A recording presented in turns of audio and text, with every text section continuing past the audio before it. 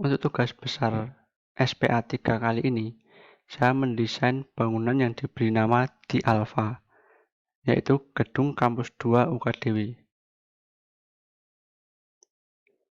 Untuk latar belakang sendiri, UKDW merupakan salah satu kampus swasta terbaik di Yogyakarta. Kampus ini lokasinya di Jalan Dr. Wahidin Sudirohusodo, nomor 5 sampai 25 Yogyakarta di atas lahan seluas 19.000 meter persegi.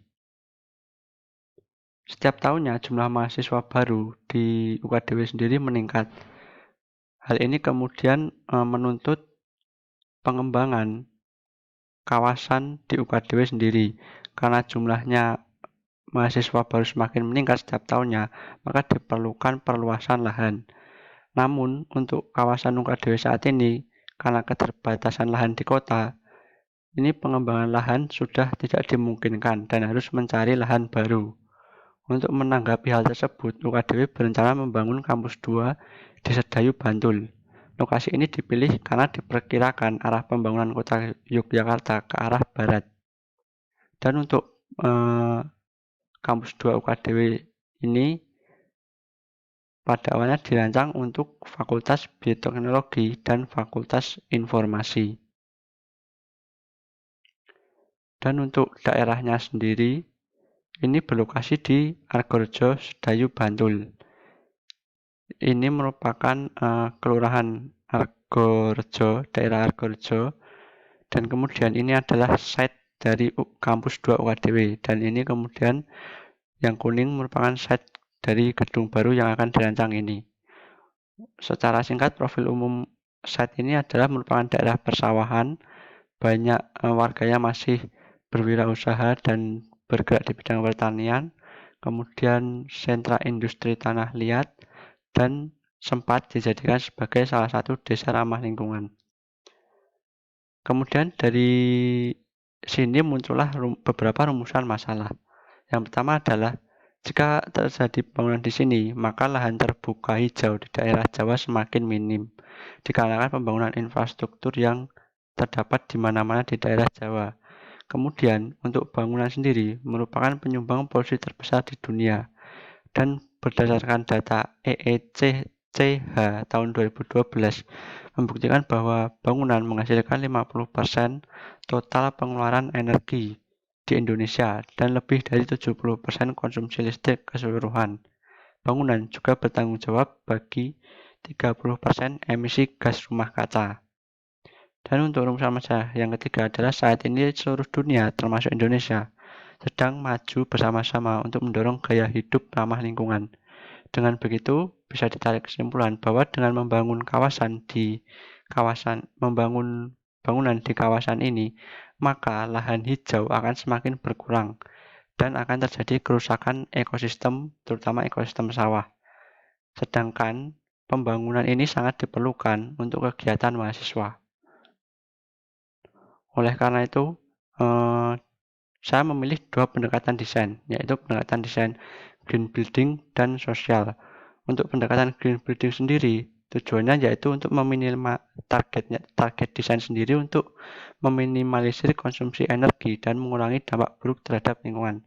Sementara untuk dari segi sosial, karena ini merupakan bangunan kampus, target desainnya adalah dapat melatih hubungan sosial di lingkungan kampus dengan konsep desain yang dapat mendorong terjadinya hubungan baik antar sivitas akademika sendiri maupun antar mahasiswa dengan lingkungan di sekitar kampus tersebut.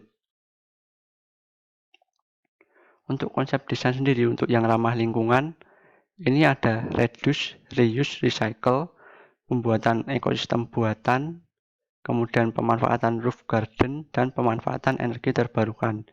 Sedangkan untuk relasi sosial, dari segi sosialnya itu membuat ruang publik, kemudian membuat suatu ruang yang open plan sehingga sekat-sekat di dalam ruangan itu dapat dikurangi sehingga dapat terdorong terjadinya komunikasi antar pengguna ruangan tersebut.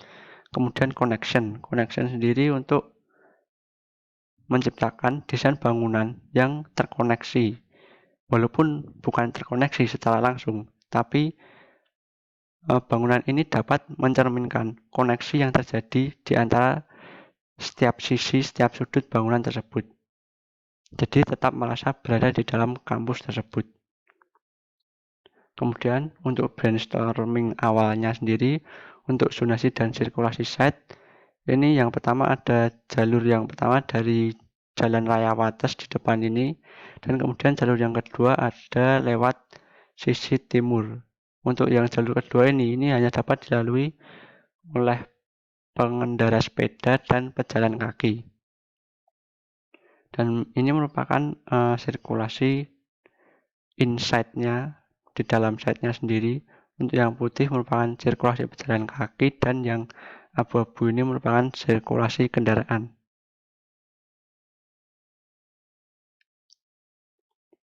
Dan untuk gubahan massa di brainstorming awal ini, karena workflow saya itu pasti melakukan brainstorming awal dulu dengan bangunan kotak, maka saya melakukan gubahan massa seperti ini, yaitu yang pertama membuat modul 50x27 kemudian disusun menjadi 8 tingkat, kemudian melakukan modifikasi di sisi utara untuk mengurangi kebisingan dari jalan dan mengurangi panas dari arah timur dan utara, karena berdasarkan analisa site saya sendiri saat musim panas sendiri ini matahari cenderung berada di sisi utara, oleh karena itu saya melakukan modifikasi ini. Terus kemudian untuk di sisi baratnya sendiri ketika sore hari kan itu cahaya matahari tidak baik, oleh karena itu saya melakukan modifikasi seperti ini dengan memberikan lekuk-lekukan ini untuk menjadi shading di antara lekukan ini, sehingga panas matahari yang terkena ke bangunan ini tidak secara full langsung. Kemudian untuk yang keempat ini ada bagian depan ini dicoak sedikit ini untuk jadi terjadi suatu koneksi dengan ruang di depannya ini, terutama di jalan di akses lobby ini. Kemudian untuk yang kelima ini membuat double skin facade di area selatan ini supaya matahari sendiri panasnya dapat dikurangi. Dan kemudian untuk yang keenam sendiri ini pembuatan vertical garden di area depan untuk membantu mengurangi panas dari matahari ketika di pagi hari. Dan ini untuk gubahan massa saya yang final. Yang pertama seperti tadi membuat bentuk balok. Kemudian saya mencoba melakukan transformasi dengan membagi dua balok tersebut. Kemudian yang balok yang satunya lagi saya bagi lagi menjadi dua dari sudut ke sudut. Kemudian balok yang sisi ini saya pindahkan ke sisi sini. Jadi membentuk seperti ini. Ini fungsinya untuk menghalau sinar matahari supaya sinar matahari tidak langsung mengenai bagian dalam, yaitu di bagian ruang tengahnya ini. Kemudian modul tadi kan baru satu lantai, kemudian ini disusun menjadi 8 tingkat. Setelah disusun menjadi 8 tingkat, kemudian dilakukan modifikasi, dipotong lagi pada bagian ini. Tujuannya adalah supaya matahari dari sisi barat ini tetap dapat menyinari ruang di dalam ini, namun karena ini ada bagian massa yang dipotong, jadi panasnya itu tidak langsung terkena secara full.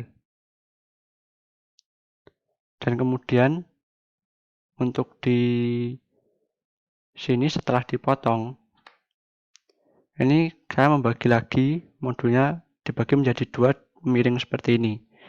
Jadilah modul seperti ini. Dan ini kemudian di tengahnya diberi roof garden. Ini fungsinya supaya matahari ketika mengenai ini kan tadi luasnya sangat besar sekali.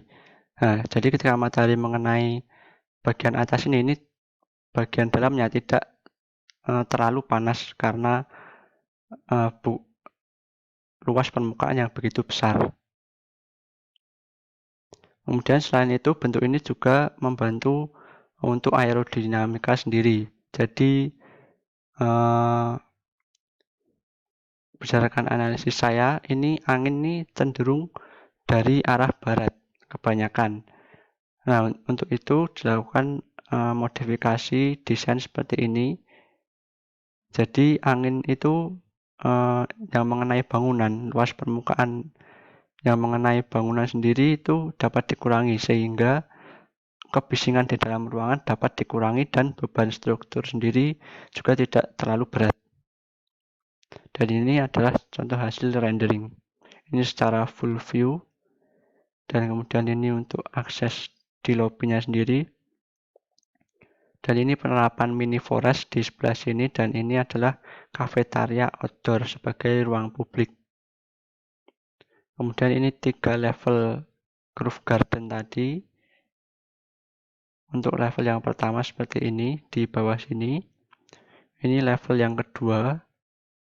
Ini level yang ketiga. Dan ini contoh penghawaan alami di dalam bangunan dengan memanfaatkan jendela yang dapat berputar 360 derajat.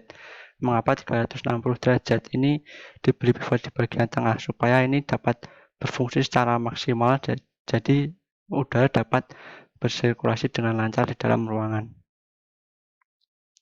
Kemudian ini pemanfaatan panel surya untuk mengurangi penggunaan energi fosil. Dan ini adalah lantai entertainment. Jadi seluruh lantai, yaitu di lantai 6 sendiri, ini full untuk entertainment. Ini bagian dalamnya. Dan untuk bagian luarnya seperti kafetaria.